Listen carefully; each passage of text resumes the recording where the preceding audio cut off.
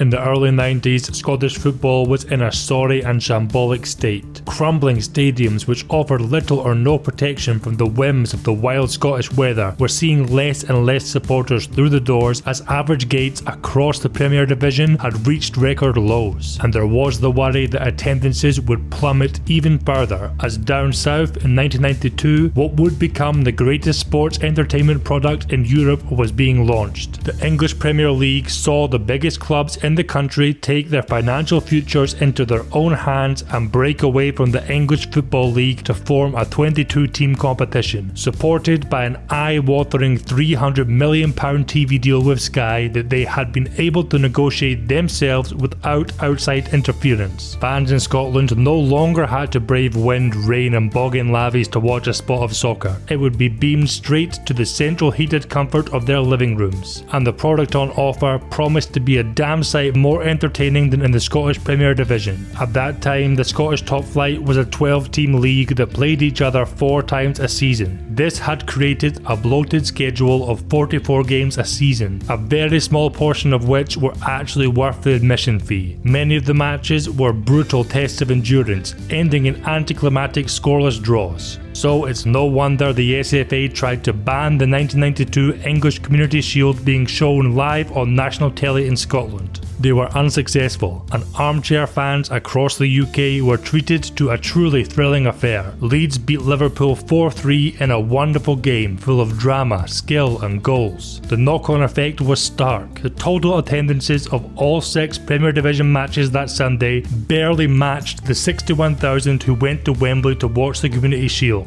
Many club owners felt at a loss on how to arrest this slump and get bums back on seats. Airdrie had had their best season in nearly 70 years in the 91-92 campaign, finishing 7th in the league and gaining European football for the first time in their history through the Cup Winners' Cup, by way of being runners-up in the Scottish Cup, as Rangers had already qualified for Europe by winning the league. Yet, going into 92-93, season ticket sales had fallen by 20%, despite prices remaining the same. Airdrie regularly struggled to get a few thousand fans through the gates of Broomfield. This had Chairman George Peat loudly wondering how in the heck they were financially meant to keep up with the relentless winning machine that was Rangers. And they weren't the only ones. Hearts, the third best supporter team in the country, were skint. They had run-up debts of nearly £4 million trying to halt Rangers. The situation was so bad that the banks would no longer lend to them, and still they only finished 2nd in 91-92, 9 points behind the 4 in a row winning Gers. Economically, Rangers were operating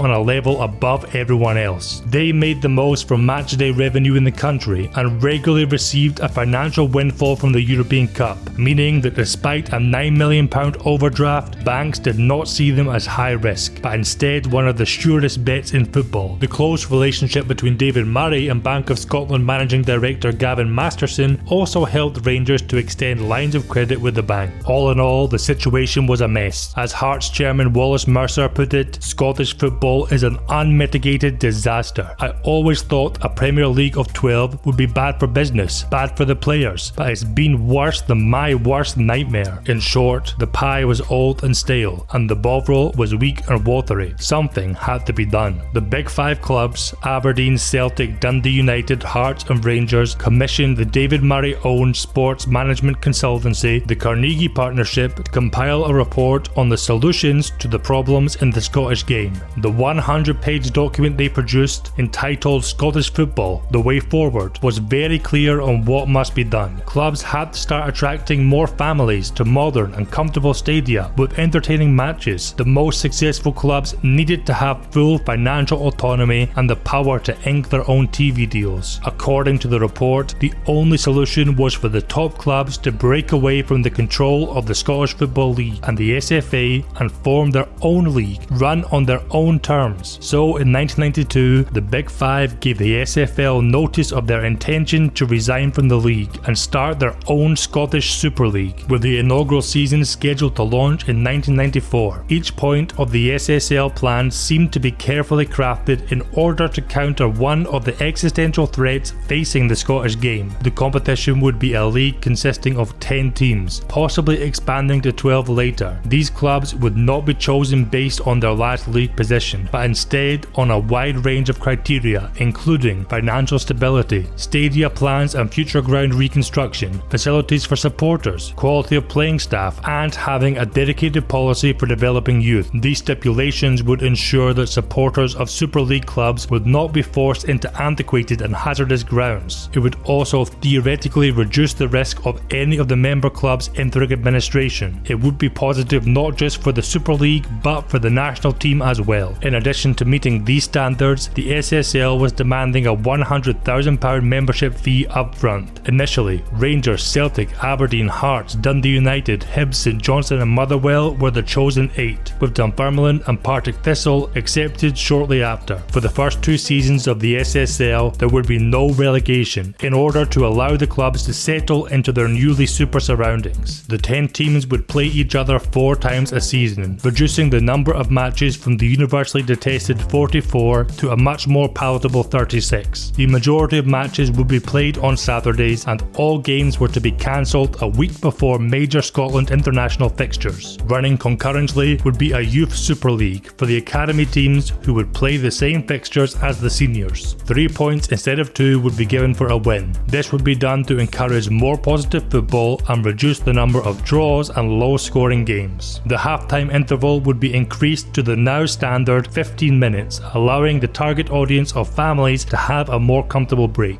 SSL teams would withdraw from the League Cup and a winter break would be introduced. During this time, the intention was to set up a 16-team British Cup between 5 Scottish clubs and 11 from England. To solve the issue of the 1 or 2 richest clubs stealing the best talent from their competition mid-season, there was to be no transfers at all between SSL clubs once the first ball of the year had been kicked. Additionally, intra-league transfer fees would be set by a tribunal and there would be a cap on how big they could be. All of these proposed changes were made with improving the matchday experience, increasing entertainment and developing a sustainable future in mind. The following tweaks were all about money. There would be centralised marketing of SSL branded products, annual voting rights and the share of commercial income based on performance, and a borrowing facility would be set up to assess the financial prospects of the clubs. The SSL teams would have complete control over key financial decisions in the league and how profits were distributed. That was a complete contrast to the current system. In 1992, the SFL raised £6.5 million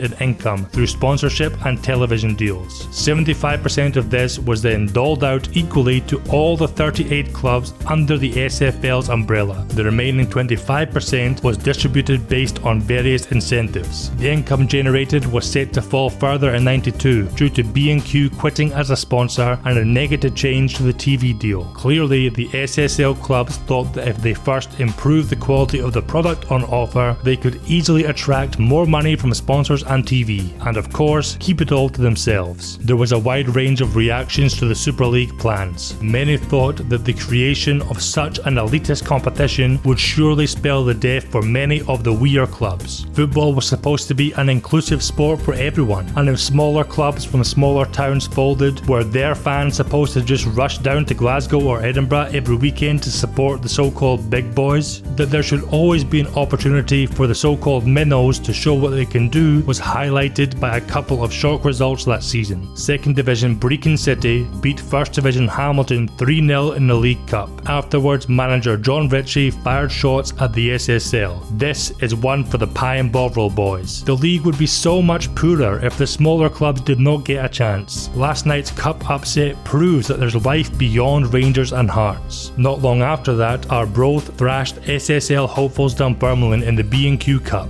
Manager Jim Lawson was also robust in his opposition of the Super League. Arbroath are just as important as Rangers or Celtic to Scottish football. People are ignoring clubs like us in the debate about the future of the game, and it's wrong. The unfairness of the potential new league was brought into light by the fortunes of some of their potential members. By November, Motherwell were without a win in 9 games and 4 points adrift of second from bottom Airdrie, although they would avoid relegation in the end. Dunfermline were struggling in their fight for promotion from the second division, a mission they would eventually fail in. Other detractors said that the proposals would see the administration of the Scottish game become even more bloated and fractured, splitting from 2 institutions, the SFA and the SFL, into 3. In reality, it would be better if it was governed by a single body to reduce the bureaucracy and red tape. The majority of fans opposed the plans. The main issue with the current league, as far as they saw it, was the fact that teams played each other 4 times. This would simply be dressing that issue up in fancier clothing, they said. A more radical restructuring was required that would see teams play each other only twice, like a first division of 20 and a second division of 18, or 2 leagues of 19 for example. In its current guise, the supporters predicted the SSL would see them forking out more to watch the same old dross. A huge criticism of the Super League was that it was a blatant manifestation of the obscene greed that was running through the sacred institution of football like a poison.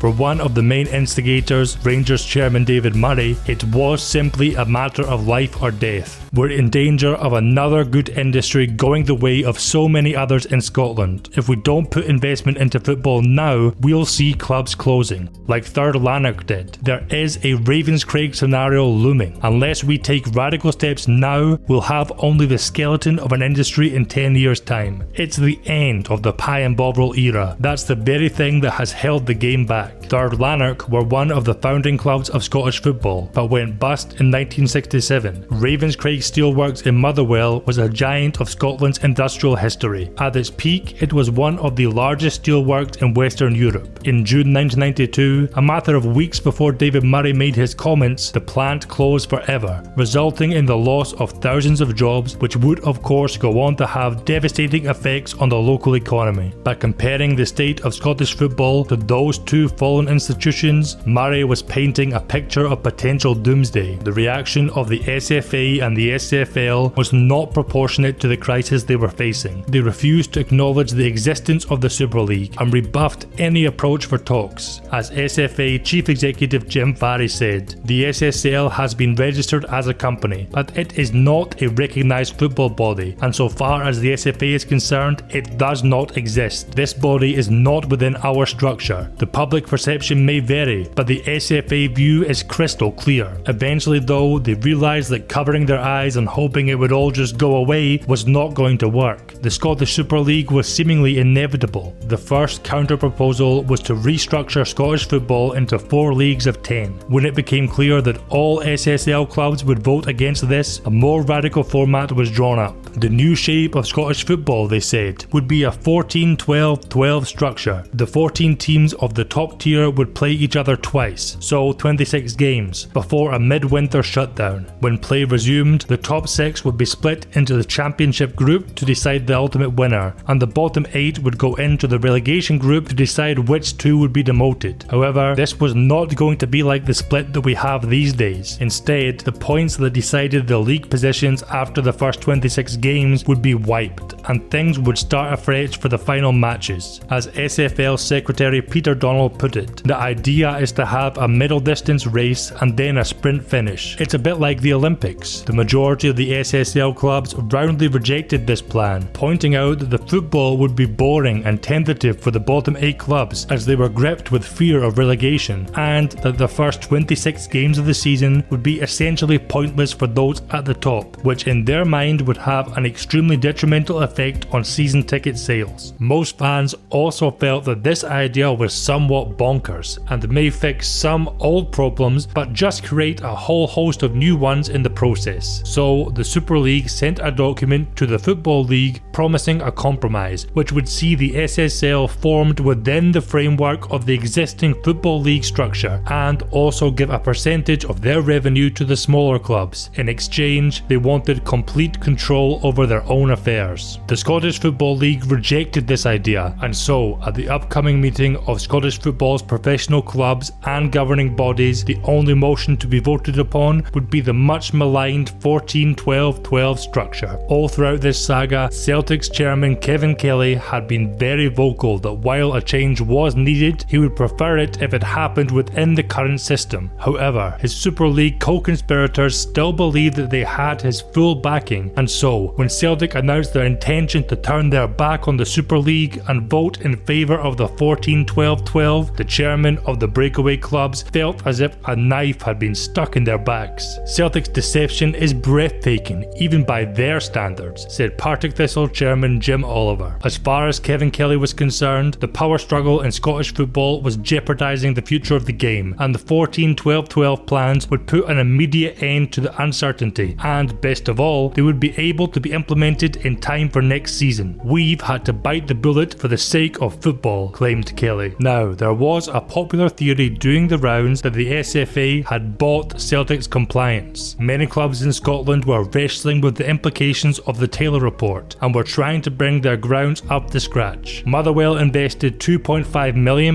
into the construction of a new 5,000-seater stand at Fir Park. Rangers had shelled out £10 million to modernise Ibrox. Aberdeen's updates to Pittodrie would cost £4.5 million.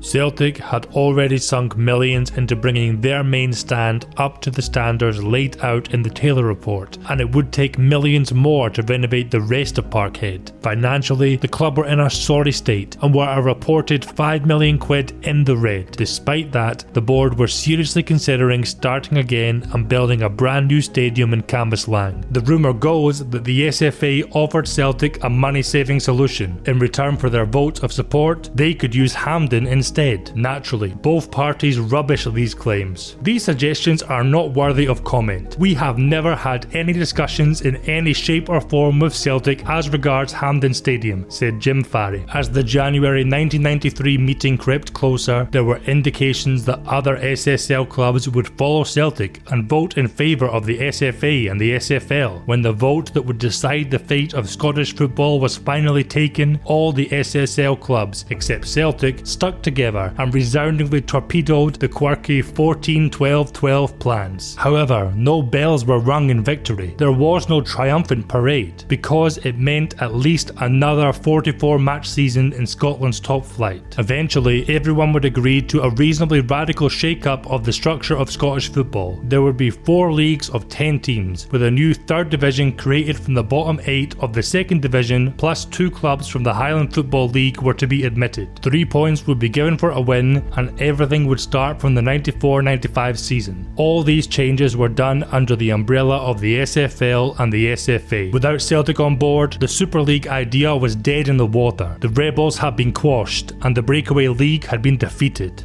But the appetite for an uprising had not gone away, and threats of another battle for control of Scottish football were still lurking in the background. This is the first in a series of videos about Scottish football in the 90s and noughties, focusing mainly on the SPL era to finish off 2025 on the channel. For extra information, updates and sneak peeks around this series, you should head to my Patreon. And of course, as always, I want to say thanks to my current Patreon members. I appreciate the support a lot.